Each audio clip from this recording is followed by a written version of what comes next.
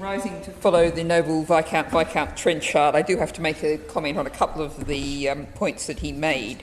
When the noble lord was referring to Amendment 216 and suggesting that we could rely on the discretion of the regulators, I was really regretting that the noble Lord Seeker was not here with us, because I'm sure he could have given some extensive account on that basis. But I think we have cause to have concern about the actions of the regulators. And also the noble lord suggested that the relaxation of the ring fence in the case of SVB allowing the purchase by HSBC was not important or significant. Well, of course, relaxation of rules under emergency weekend conditions is rather reminding of stopping contagion, rather like the kind of emergency steps we saw into the face of the COVID-19 pandemic, where lots of things were done that wouldn't be seen as viable under normal conditions. Now, Amendment 216, I confess, I can see the arguments of why this should be considered too technical, but I think the points made by the noble Lord Eatwell about the fact that we don't have sufficient controls otherwise really do make the case for this.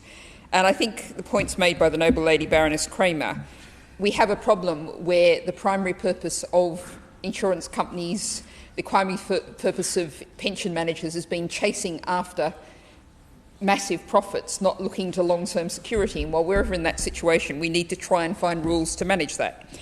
And responding to the comments of the noble Lady Baroness Noakes about, again, suggesting that what's happened in recent weeks suggests the ring fence isn't working, well, I think a military analogy might be quite useful here. If you are in a city under attack and your walls are very nearly overtopped by the enemy, you don't at that point pull the walls down and start reconstructing them. You reinforce those walls. So I would think that the events of the last couple of weeks have really demonstrated that certainly what we have now is not enough of a security system. That's patently obvious.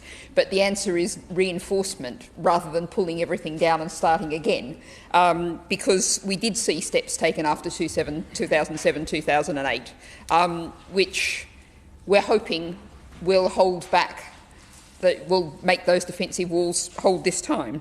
So just Amendments 241B, 241C and D, I would have attached my name to those had I been able to keep up with the flood of legislation we have before us. But I do just, in reflecting on those, want to quote economists from the New York Times, Ezra Klein.